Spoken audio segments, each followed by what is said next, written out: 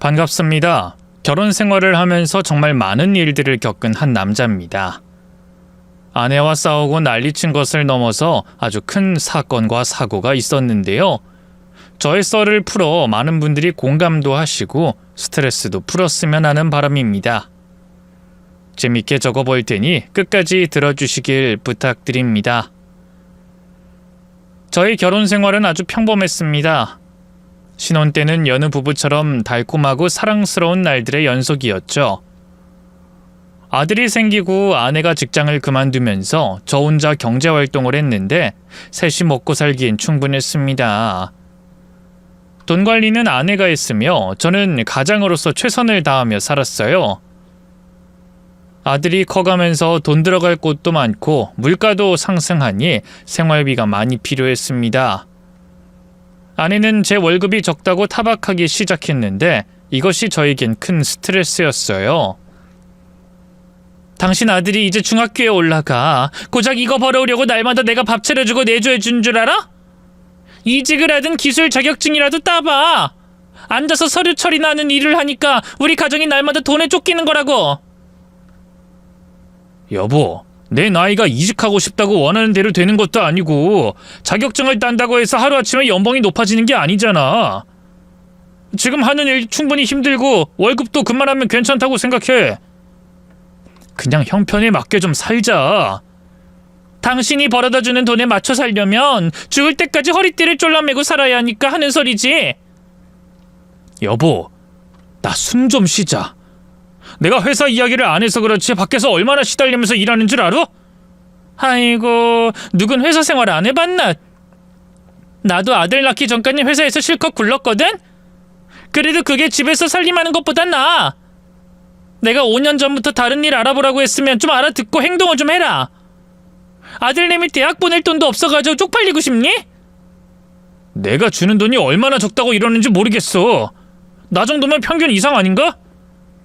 아내는 턱도 없는 소리는 집어치우라고 하더군요.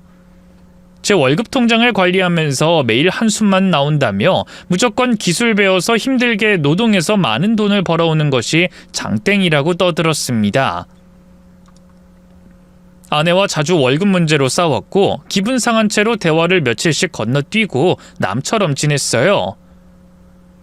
사실 아내의 목소리를 며칠 듣지 않으면 심장이 두근댈 일도 없었고 스트레스가 심해지지 않아 회사 일이 잘 풀렸습니다.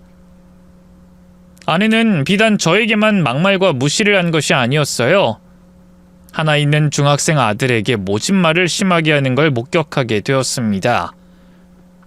모자 사이가 좋은 줄만 알았는데 어느 날 성적표를 받아온 아들이 매를 맞고 있는 걸 듣고 아들 방으로 달려갔습니다. 당신 지금 뭐하는 짓이야? 영민이를 왜 때려? 성적을 개판쳐서 혼 좀 내는데 왜? 그렇다고 몽둥이로 애를 잡는 거야? 당장 그만두지 못해? 아들은 눈물이 그렁그렁했고 두 다리를 쩔뚝이며 뒤로 물러섰습니다. 그만두긴 뭘 그만둬? 성적이 이따위면 대학 문턱은 밟아보지도 못한다고. 사람 구실하려면 대학은 가야 할 거 아니야? 아들놈이 당신 닮아서 머리가 돌덩이인 건 아는데 그래도 혼을 내서라도 공부를 시켜야 하는 거 아니냐? 아들한테 못하는 소리가 없어. 돌덩어리라니? 우리 아들이 얼마나 선하고 착한 아이인데 그런 식으로 말을 해? 같은 남자라고 편드는 거야? 당신이나 애나 똑같아. 한심하고 할 줄 아는 것도 없는 잉여 같은 게 똑 닮았다고. 하여튼 이런 머저리는 매가 답이니 매질은 계속해야겠어. 내가 큰 거 바라는 것도 아니고 서울에 있는 4년제 보내려고 이러는 거야. 머리가 빠가사라인 놈을 어떻게든 고쳐주려고 이러는 거라고. 아내가 막말과 몽둥이질을 계속하길래 아들 앞에 가서 막았습니다. 그만두지 않으면 진짜 가만두지 않겠다고 했더니 모질이 둘이서 잘들 논다며 조롱의 말을 하고 나가더군요. 아들에게 그렇게 심하게 대하는 걸 보고 처음 봐서 너무 놀란 저는 아들에게 물었습니다. 영민아, 엄마가 항상 이랬니? 너 성적표 나올 때마다 혼내고 그랬어? 아니요, 성적표 나올 때만 그런 게 아니라 시시때때로 그랬어요. 아빠가 일하고 계신 시간에 걸핏하면 몽둥이를 들었어요. 도대체 왜? 저는 공부도 잘 못하고 행동도 말도 느려서 엄마가 많이 답답하대요. 빠릿빠릿하지 못하다면서 부지런하게 만들겠다면서 허구한 날 몽둥이를 들었어요. 세상에, 영민아, 아빠가 아무것도 몰라서 미안하다. 난 네가 엄마랑은 잘 지내는 줄 알았다. 아빠도 맨날 엄마한테 혼나서 제가 혼나는 걸 몰랐겠죠. 괜찮아요. 정말 제 자신이 한심스러웠고 아들에게 너무 미안해서 말문이 막혔습니다. 저는 이 문제를 그냥 넘어가지 않기로 했어요. 제가 알게 된 이상 이젠 체벌은 절대 금지라고 아내에게 경고했습니다. 당신, 영민이한테 손도 대지 마. 그리고 인격 모욕하는 발언도 금지야. 아니, 몇 대 때린 거 가지고 이 난리야? 정신머리 차리라고 혼 좀 내는데 그걸 왜 당신이 간섭해? 누가 들으면 내가 아주 못된 엄마인 줄 알겠네. 못된 엄마 맞아? 나한테 하는 건 다 참겠는데 아들한테 그러는 거 절대로 봐줄 수 없어. 영민이 건들지 마. 아내는 혀를 차더니 콧방귀를 끼더군요. 제가 하는 말이 가소롭고 주제 파악을 못하고 있다면서 짜증을 내더라고요. 절 욕하는 건 상관하지 않을 테니 아들에게만은 절대로 상처 주지 말라고 다시 한번 경고했습니다. 이후 아들과 자주 시간을 가지고 대화를 나눴어요. 아내에게 맞았는지 인격모욕을 당했는지 물었는데 아니라고 대답을 못하더라고요. 그래서 아내와 크게 다퉜답니다. 당신 아직도 영민이한테 손대고 있다며? 내가 건들지 말랬지? 그건 사랑의 매가 아니라고? 또 유난 떠네. 언제 아빠 노릇이나 똑바로 한 적 있으면 내가 이해라도 하지. 돈도 얼마 못 버는 주제 어디서 훈계야? 당신도 내 자식이었으면 먼지나게 맞고 자랐을 거야. 어머님은 뭐 했나 몰라. 이런 멍청한 아들을 똑바로 안 키우고. 뭐야? 지금 날 욕하다 못해 내 어머니 욕까지 하는 거야?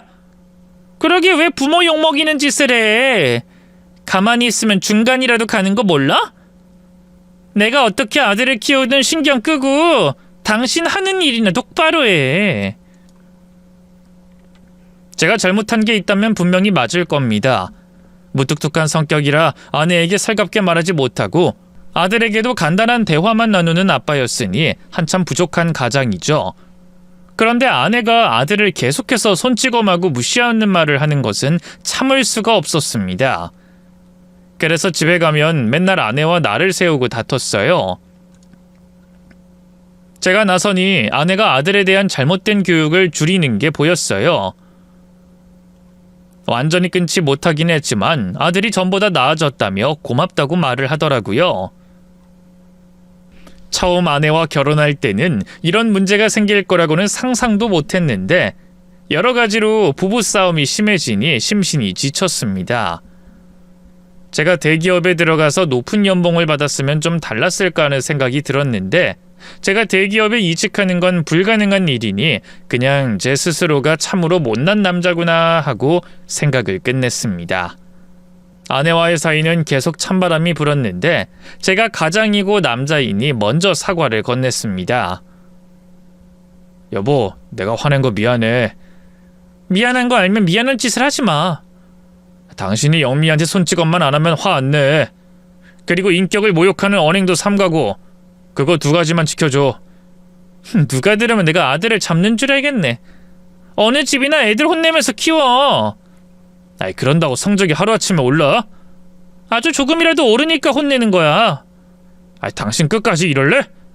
내가 미안하다고 사과하면 당신도 체벌을 그만하겠다고 해야 하는 게 정상 아니야? 이 집 가장이 당신이라고 생각하지? 아니, 이 집 가장은 나야. 나 아니었으면 당신이나 아들이 똑바로 사람 구실하고 살았을 것 같아? 그건 또 무슨 소리야? 당신이 아니면 우리가 사람도 아니라는 거야? 그래, 잘 안 해. 내가 잔소리를 해대니까 그나마 직장생활 유지하고 있는 거야. 그 후져 빠진 회사도 내가 있으니까 참고 다니고 있는 거라고. 그리고 기술 자격증 따라고 한 게 언젠데 아직도 가만히 있는 거야? 에휴, 당신이랑 말 섞으니까 또 화나려고 한다. 나가서 바람이나 쐬고 와야겠어. 나가서 아예 들어오지 마. 당신 얼굴 보면 우라통이 터지니까. 아내의 비난은 계속됐고 나아질 기미가 보이지 않았습니다. 가정의 일로 신경이 서 있는데 어머니가 아프다는 연락이 왔어요. 시골에서 누나와 살고 있는데 큰 병원에 가야 한다며 심각함을 전했죠. 직접 만나서 들어보니 어머니가 위암이랍니다. 그동안 저라는 아들놈이 도대체 뭘 했는지 모르겠더라고요. 이렇게 아프실 때까지 아무것도 몰랐던 제 자신을 용서할 수 없었습니다. 어머니를 대학병원에 입원시키고 당장 치료를 시작했어요. 아내와 아들에게 제 어머니의 상황을 전했더니 아들은 많이 놀랐는데 아내는 표정 하나 바뀌지 않았습니다. 그리고 제가 이야기를 꺼내기도 전에 아내가 이런 말을 하더군요. 어머님 병원비 달라고 하지 마. 뭐? 당신 지금 그걸 말이라고 해? 어머니가 암이라고 전했더니 바로 병원비 얘기부터 하는 거야?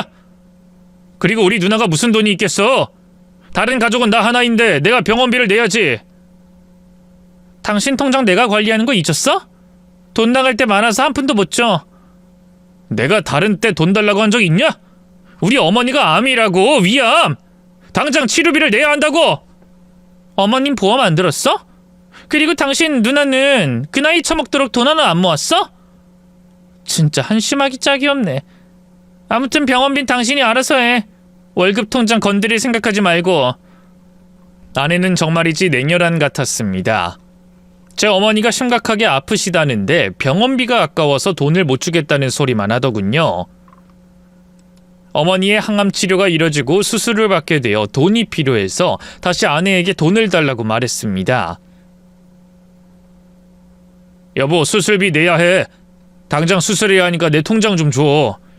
안 돼. 이 돈은 나중에 우리 식구들 이사할 돈이야. 이 좁아터진 아파트에서 벗어날 자금이라고. 게다가 적금 들어놔서 취소해야 하는데 아까워서 절대 안 돼. 당신은 피도 눈물도 없어? 아, 진짜 이런 식으로 나오기야? 이런 식으로 나와야겠어. 그리고 어머님은 살 만큼 사셨잖아. 그 말에 진짜 오만정이 떨어지더군요. 세상에 어떤 자식이 그런 말을 할 수가 있겠습니까? 너무 화가 나서 손을 들었지만 아들이 보고 있어 손찌검은 하지 못했습니다.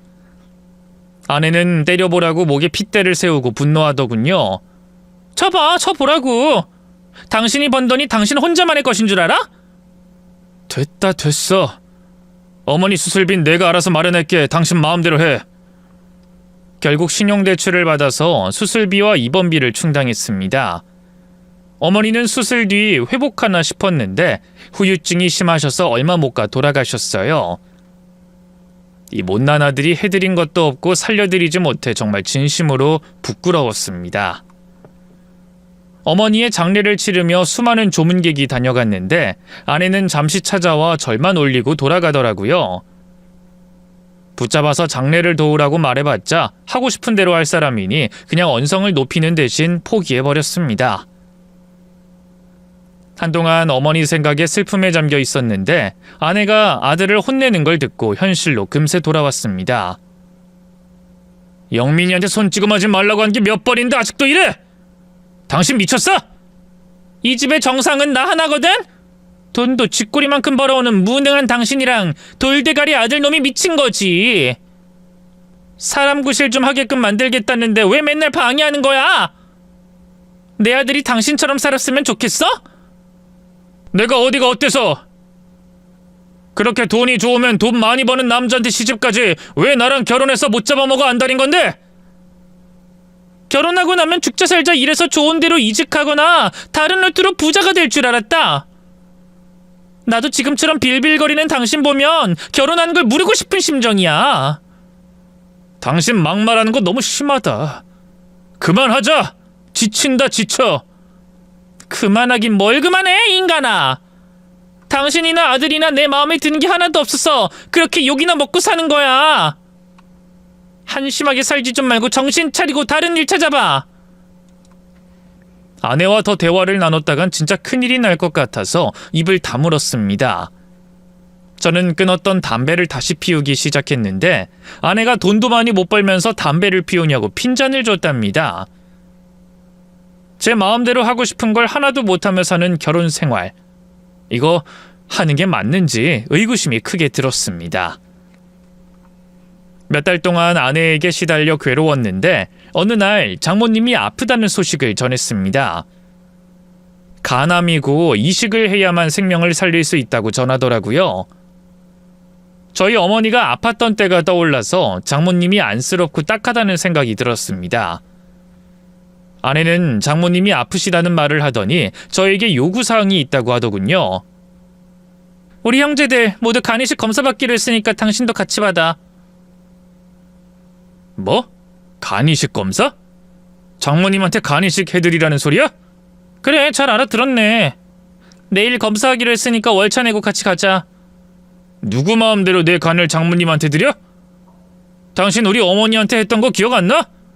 병상에 계실 때 딱 한 번 찾아왔었지. 그리고 병원비도 아깝다고 내가 번 돈도 쓰지 못하게 했고. 당신이 나한테 그렇게 해놓고 이제 와서 장모님 아프니까 나더러 간이식을 해드리라고? 당신은 양심도 없냐? 아니, 어머님은 이식을 해서 살 것 같았으면 검사 받았을 거야. 그런데 그게 아니라 위암이고 가망이 없으니까 돈을 아낀 거지. 가망이 없었다고 누가 그래? 수술 후유증으로 돌아가셨지만 충분히 사실 수도 있었어. 아무튼 결과는 돌아가셨잖아. 당신은 왜 이렇게 쪼잔하게 굴어? 그래서 내일 검사를 받겠다는 거야, 말겠다는 거야? 안 받아. 당신 형제들이 알아서 해. 나쁜 인간 같으니라고. 천하의 못된 자식 같으니. 아내가 하도 기가 막힌 소리를 하길래 확실하게 거절 의사를 밝혔습니다. 며칠 뒤에 처남이 간이식을 해줄 수 있다는 연락을 받았습니다. 제가 검사받지 않아도 수술을 충분히 받을 수 있다고 하니 내심 다행이었답니다. 그런데 아내가 또 다른 기막힌 소리를 떠들었어요. 내 남동생이 엄마한테 간이식 해준다는 연락 받았지. 수술비랑 남동생한테 돈 주기로 했어. 통장에 있는 돈 5천만 원만 쓸게. 지금 뭐랬냐? 내 통장의 돈으로 장모님 수술비에 처남한테 고맙다고 돈을 줘? 누구 마음대로? 아니, 수술하는데 돈이 드니까 형제들이 모아서 줘야지. 그리고 동생이 큰 수술을 결심했으니 고마우니까 보상을 해줘야 하고. 그걸 왜 내 돈으로 하는데? 나도 우리 엄마 병원비 대출 받아서 했어. 당신이 내 돈 못 쓰게 해서 빚내서 병원비 냈다고. 당신 어머니랑 상황이 다르잖아. 우리 엄마는 수술만 받으면 무조건 산다고. 가망 없는 게 아니라 무조건 사신단 말이야. 그럼 수술비를 자식들이 내는 건 당연한 거고. 당신도 우리 엄마 자식이잖아. 무서운 여자네. 정말 치가 떨린다. 나 은행 가서 통장이랑 카드 다시 만들 거야. 당신이 가지고 있는 거 못 쓰게 할 테니까 그런 줄 알아. 뭐야, 이 인간아? 당신은 우리 엄마가 불쌍하지도 않아? 우리 어머니가 훨씬 더 불쌍해. 당신 오빠한테 수술비든 처남한테 보상금을 주든 알아서 하라고 해. 내 돈은 절대로 못 주니까. 아내는 혀를 차더니 저를 노려봤고 저는 은행으로 달려가 다시 통장과 카드를 지급받았습니다. 제가 돈을 주지 않자 이튿날 아내와 처남들까지 집으로 찾아왔습니다. 처남 중 저보다 나이 많은 형님이 분개한 표정으로 저에게 말하더군요. 야, 김서방, 너 우리 엄마가 아파서 수술해야 한다는데 검사도 거절하더니 치료비도 거절했다며? 네, 형님. 저희 어머니가 아프실 때 집사람이 돈 한 푼 주지 않았어요. 제 통장에 있는 돈을 못 쓰게 했다고요. 그래서 저도 똑같이 안 주려는 겁니다. 이거 아주 밴댕이 소갈딱지가 따로 없구만. 니놈 엄마랑 우리 엄마랑 같냐? 수술하면 바로 낫는 거랑 가망 없는 사람한테 병원비 쏟아내는 거랑 같냐고? 어쩜 남매가 이리도 똑같을 수가 있죠? 형님이랑 처남이 와서 저한테 겁을 주고 간이식 검사랑 돈을 받으려고 온 것 같은데 헛걸음 하셨습니다. 저는 둘 다 해드릴 수가 없어요. 이거 완전 쓰레기구만. 너 오늘 뒤졌어? 예상대로 형님과 처남이 저를 붙잡고 주먹을 사정없이 날리더라고요. 저도 가만히 있지 않고 똑같이 무식하게 주먹을 던졌습니다. 몇 대 주고받았지만 두 사람을 이길 수 없으니 저는 곧 구석에 몰려 두 팔로 몸을 맞고 실컷 얻어맞았습니다. 김서방, 지금이라도 늦지 않았어. 병원비랑 내 동생한테 보상금도 줘. 한 식구니까 기회를 주겠어. 한 식구라고? 뭘 주겠다고? 기회? 아주 넉빠진 인간들이네. 이 날강도 같은 놈들아. 내가 왜 니들한테 돈을 줘야 해? 처남이 수술 받는다고 그걸 왜 나한테 보상받겠다는 거야? 이 무식한 양아치들아.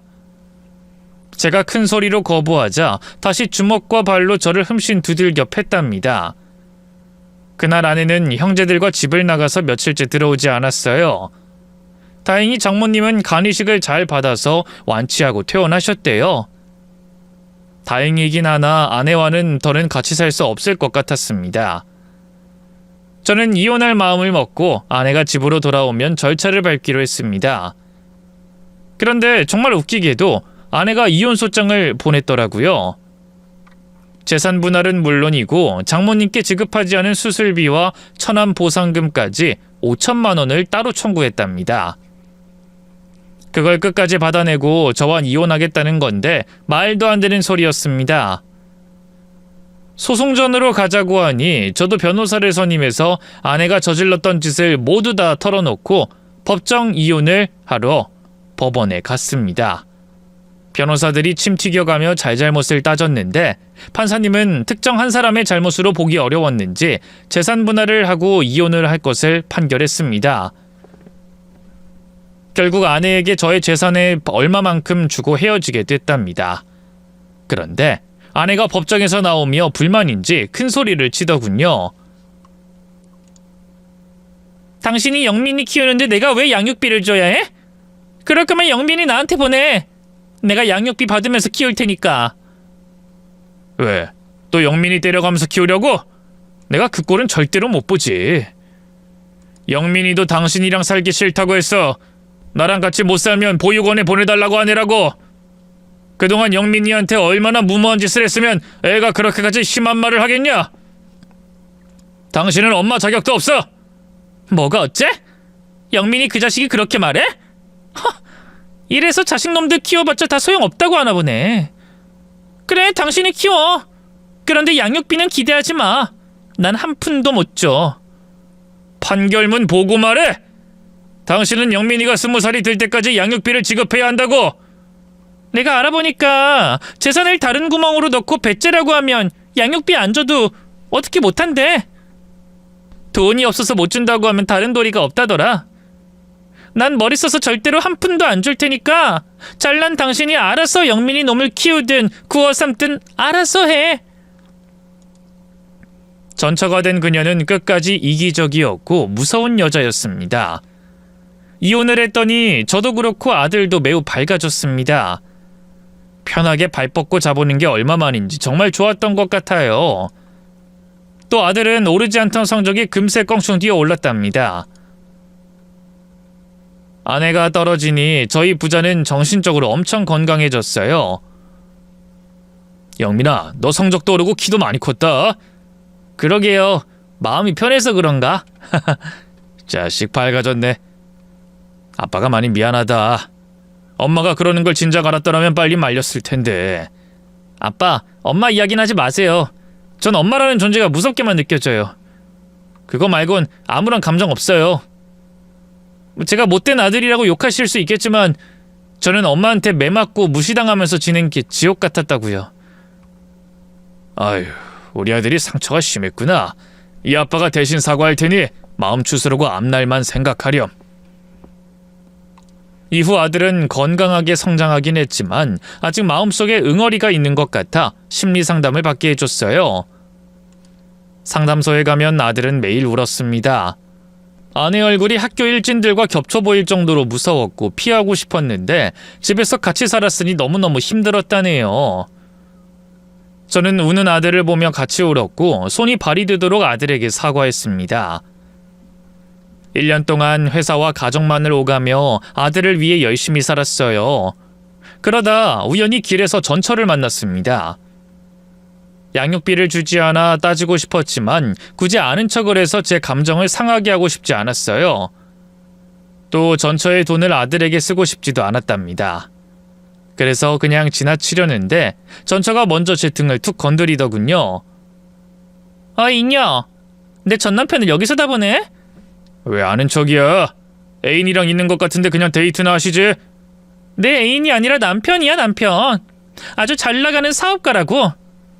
당신이랑은 차원이 다른 레벨이야.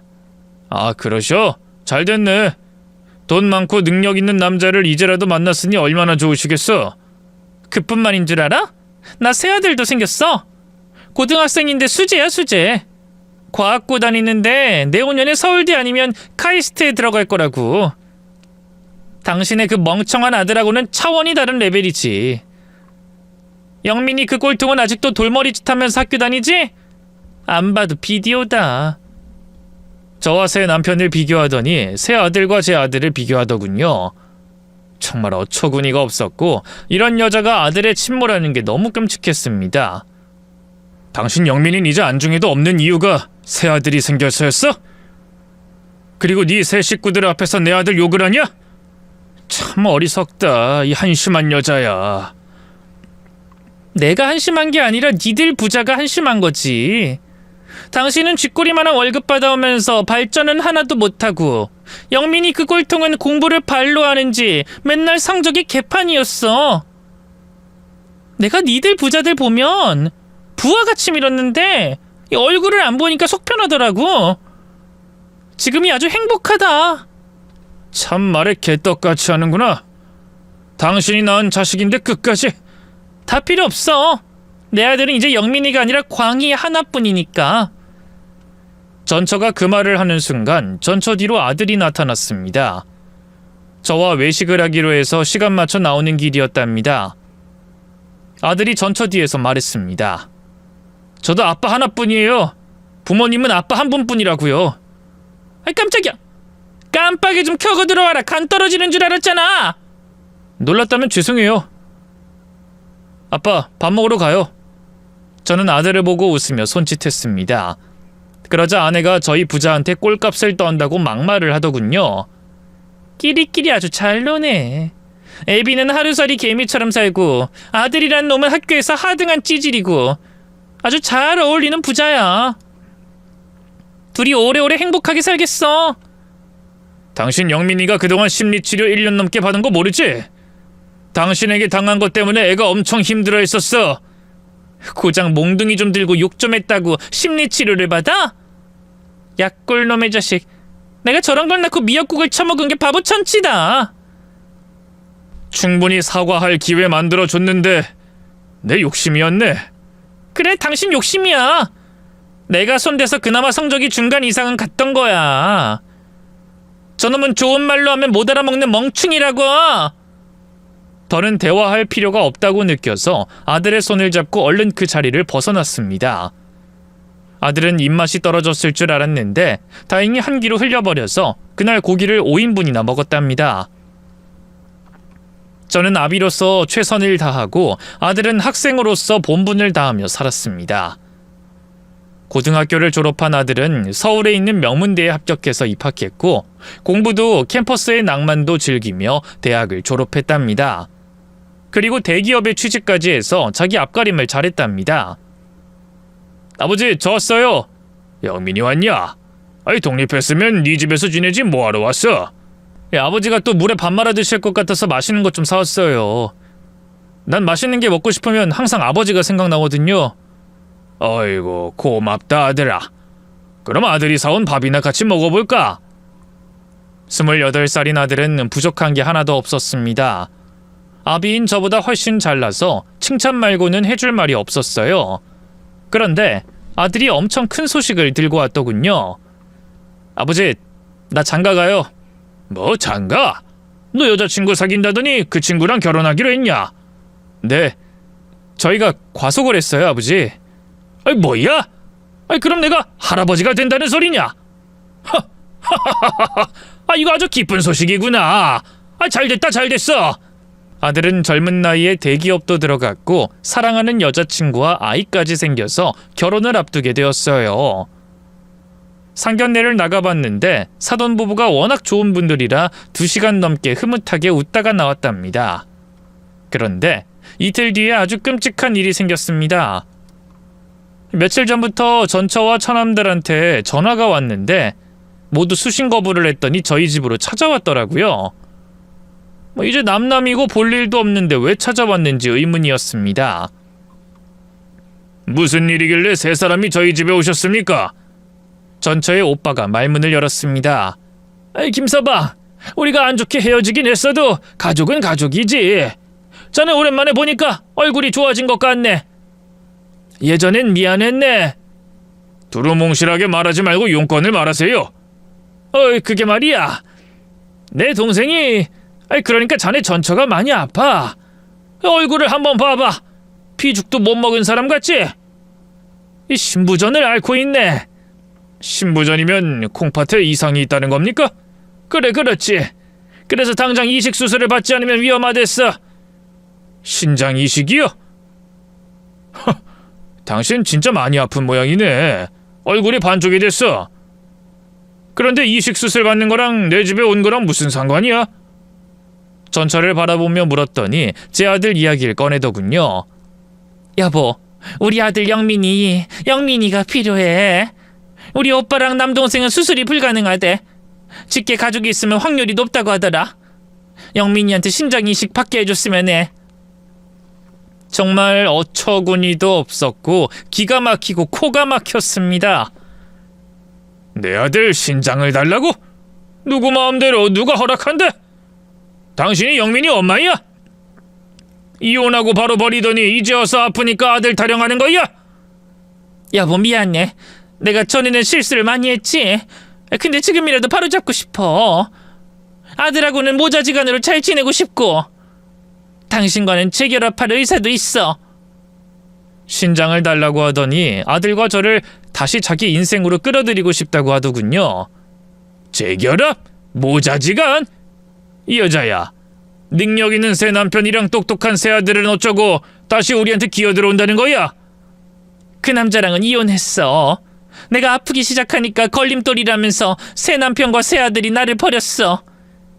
그때 가족인 줄 알았는데 아무것도 아니었어. 병드니까 바로 손절하고 튀더라. 인과응보지. 당신이 우리한테 한 짓이 있는데 하늘이 계속 행복하게 살게 해줄 거라 믿었나? 아주 꼴 좋다. 여보, 실컷 욕해도 좋아. 그런데 나 빨리 수술 받아야 해. 너무 아프기도 하고 얼마나 살지 몰라. 당신이 얼마 살든 말든 나랑은 아무 상관없어. 물론 내 아들하고도 전혀 상관없고. 다들 나가. 콩팥 구걸하러 오면 불쌍해서 나눠줄 거라 생각했냐? 하나같이 생각하는 게 멍충이가 따로 없네. 이것들아, 니들이 한 짓을 생각해봐. 당신들과 나 가족이라고 할 수 있겠냐고? 저는 생각하고 말고 할 것 없이 거절하고 꺼지라고 했습니다. 그랬더니 처남들이 두 손을 모으더니 제발 도와달라고 사정하더군요. 이보게 김서방, 내 동생 좀 살려줘. 우리 조카가 필요하네. 매형, 우리 누나랑 이혼은 했지만 영민이 누나 아들이잖아요. 이제 장성했을 테니 충분히 수술이 가능할 겁니다. 사람 살리는 일이니 제발 도와줘요. 아니, 하늘이 두 쪽이 나도 내 아들 신장을 줄 일은 없어. 내 귀한 아들 몸에 칼 댈 생각은 집어치우라고. 언성을 높이며 꺼지라고 했더니 세 사람이 무릎을 꿇고 빌더군요. 수술을 받지 않으면 진짜 위험해진다며 짓거렸고 전처는 시름시름 앓는 소리를 내며 식은땀을 흘렸습니다. 저는 고개를 돌리고 무조건 거절하고 있었는데 하필 그때 아들이 저를 찾아왔습니다. 비싼 초밥을 저와 먹겠다고 사왔더라고요. 아버지, 초밥 사왔어요. 저는 행여나 영민이를 붙잡고 콩팥 구걸을 할까봐 얼른 내보내려고 현관으로 달려갔습니다. 영민아, 연락도 없이 온 거야? 영민아, 지금은 때가 아니니까 돌아가라. 아버지, 무슨 일이에요? 이 사람들이 여긴 왜 온 거죠? 외삼촌들이랑 엄마가 왜... 영민아, 아무것도 묻지 말고 어서 돌아가. 저는 억지로 아들 등을 떠미는데 전처와 처남들이 영민이 앞을 가로막으며 무릎을 꿇고 두 손을 싹싹 빌었습니다. 전처는 낯짝이 두꺼워서 그런지 아무렇지 않게 아들의 눈을 보며 말하더군요. 아들, 우리 아들 영민아, 엄마가 오랜만에 왔지? 그동안 많이 컸네. 길에서 보면 못 알아보겠다. 길에서 보면 아는 척 안 하고 지나칠 겁니다. 그런 걱정은 하지 마세요. 영민이가 나한테 쌓인 게 맞나 보네. 아들, 엄마가 다시 아들이랑 모자지간으로 잘 지내보려고 왔어. 전 아닌데요. 부모님은 아버지 한 번뿐입니다. 엄마라는 존재는 예전에 이미 잊었어요. 왜 무릎까지 꿇고 이러는진 모르겠는데 그만들 돌아가요. 전처는 급한 상황이니 바로 본론으로 넘어갔습니다. 나가라고 하지 마.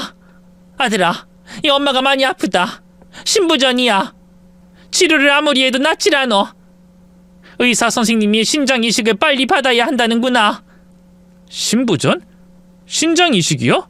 그래. 이 엄마가 수술 못 받으면 얼마 살지 못한단다. 신장 이식이라...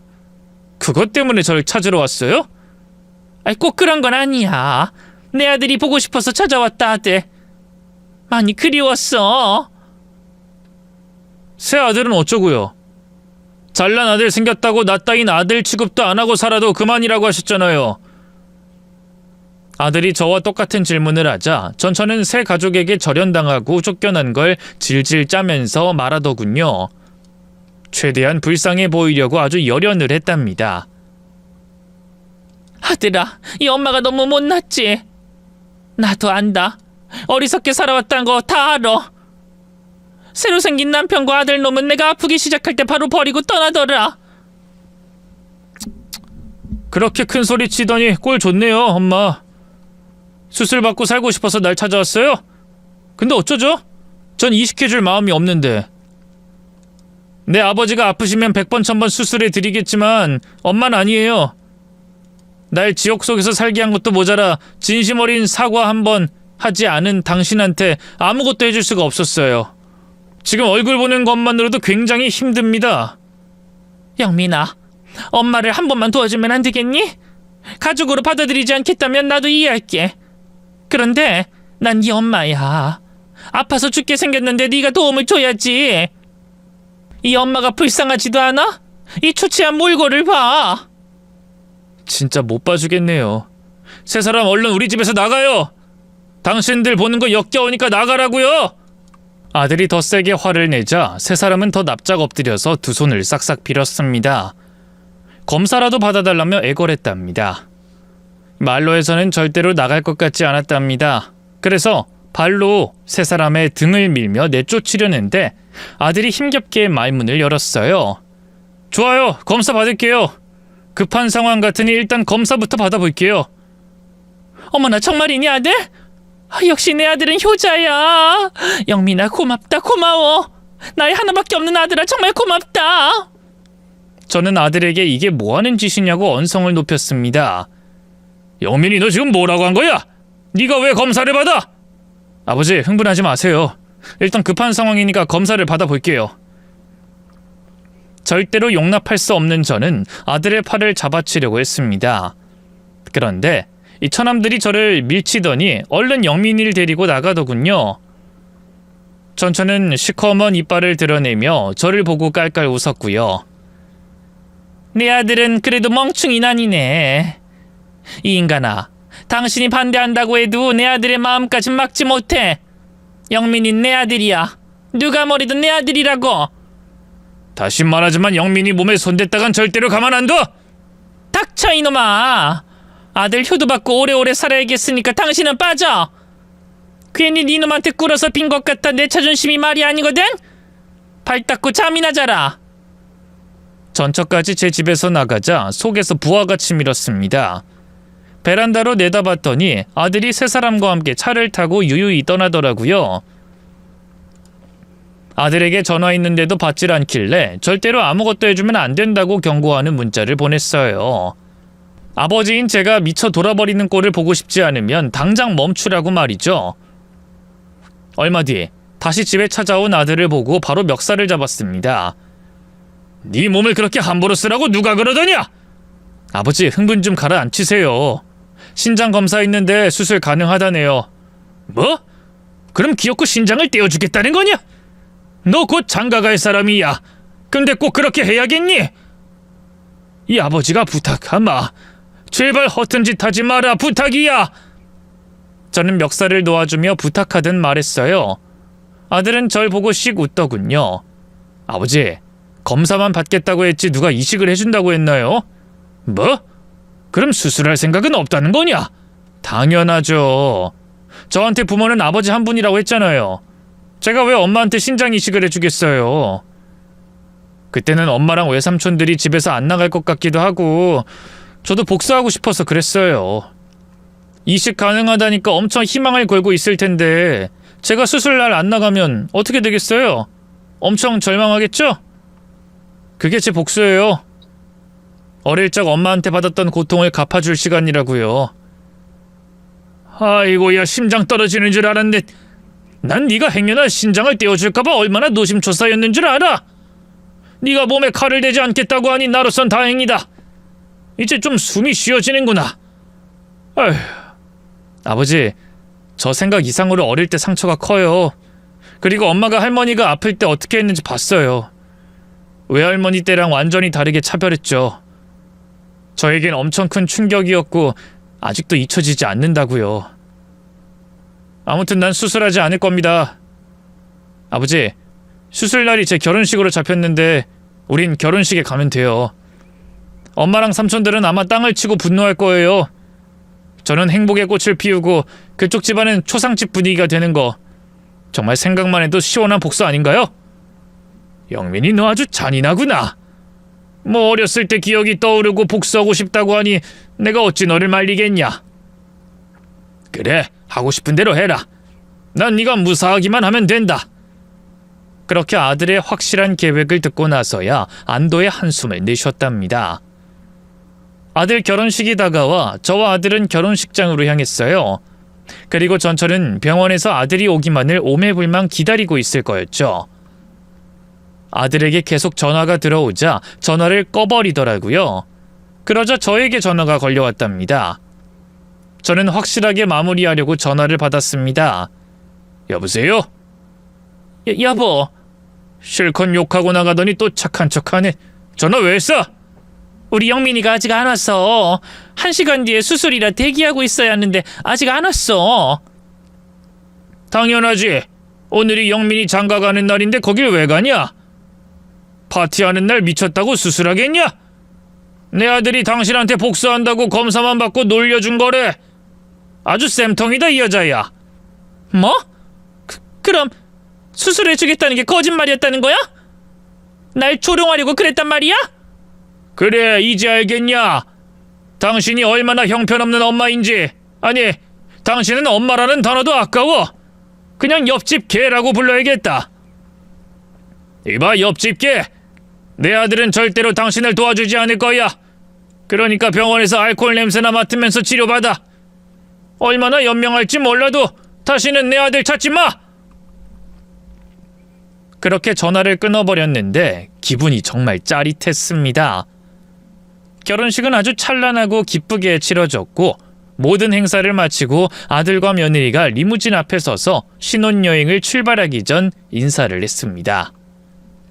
아버지, 그동안 키워주셔서 감사합니다. 결혼해서 부부가 되었지만 여전히 아버지 아들이니 효도하면서 살겠습니다. 영민아, 효도가 뭔지 확실하게 알려주마. 네가 아프지 않은 것과 힘들어하지 않는 것이다. 며느리랑 건강하게 오래오래 살면 그게 효도야. 다른 게 효도가 아니라고. 내 말 명심해라. 알겠어요, 아버지. 그럼 다녀올게요. 리무진을 타려는 순간 처남들이 나타났습니다. 전처도 귀신 같은 몰골로 걸어왔답니다. 처남들이 손가락으로 저와 아들을 가리키더니 전속력으로 달려오더군요. 이 아들은 얼른 제 앞에 서서 달려드는 처남들을 막았습니다.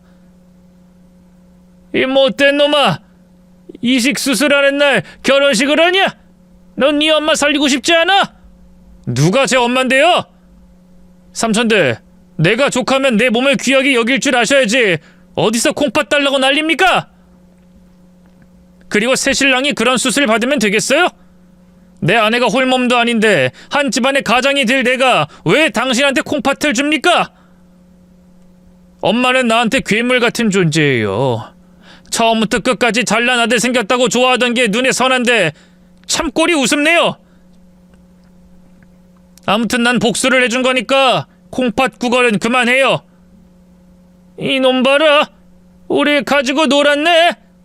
좋다. 오늘 네 결혼식 날이 아니라 제삿날로 만들어주마. 동생아, 이 둘 부자 작사를 내주자. 처남들이 제 아들에게 주먹을 휘둘렀지만 민첩한 아들이 얼른 피하고 큰 처남의 팔을 꺾어서 다리를 걸어 넘어뜨렸고 작은 처남이 달려들자 발로 급소를 걷어찼답니다.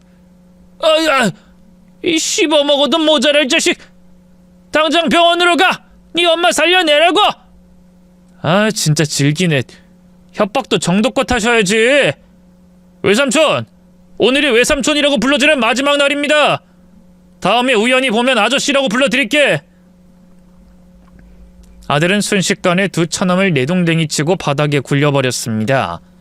그리고 전처가 다가와 눈물을 글썽거리며 아들의 따귀를 날리려고 손을 휘두르자 쓱 피하더니 아내를 밀어서 넘어뜨렸어요. 아, 영민이 너 진짜 이러기야? 영민아, 결혼식 끝났으면 병원 가자. 같이 가서 수술 받자. 이 엄마 더 살고 싶어. 제발 엄마를 살려줘라. 또 엄마라고 하네. 나한테 부모님은 아버지 한 분이고 아버지의 말을 거역하는 일은 절대 하지 않습니다. 내가 얼마나 더 사과하면 받아줄 거니? 영민아, 엄마 힘들다. 제발 한 번만. 전처와 처남들이 끝까지 신장 타령을 하길래 아들과 며느리를 얼른 리무진에 태웠습니다. 영민아, 세아가, 여긴 내가 알아서 수습할 테니까 신혼여행 가라. 도착하면 전화해. 기사님 출발이요. 아버지, 혼자 어떻게 하시려고요? 누가 혼자냐? 사돈 식구들도 있고 내 친구들도 있다. 여긴 걱정하지 말고 신혼여행 가서 재밌게 놀아라. 세기는 홀몸이 아니니 조심하고. 얼른 출발해. 아버지, 그럼 출발할게요. 마무리 좀 부탁드려요. 아들과 며느리를 그렇게 보내고 바닥에 뒹굴다가 일어나 덤비려고 하는 두 처남을 막아준 건 사돈 어른과 사돈 총각들이었습니다. 저는 뒤로 물러나 아무 짓도 하지 않았죠. 사돈 총각들이 힘을 써서 팔다리를 박살내주고 전처는 움직이지 못하게 꽉 잡고 있었습니다. 세 사람이 끝낼 생각이 없는 것 같아 경찰을 부르겠다고 하니 그제야 포기 선언을 하고 떠나더라고요. 김서방, 그리고 자네 아들, 반드시 오늘 일을 돌려받는 날이 올 거야. 우리가 두 눈 부릅뜨고 지켜보고 있을 테니 뒤통수 조심하라고. 이봐요 아저씨, 당신 동생이나 신경 써. 당장 산송장이 될 것 같다고.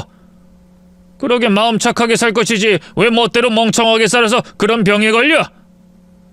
아주 개고생이나 하다가 지옥 시궁창에 빠져버려라.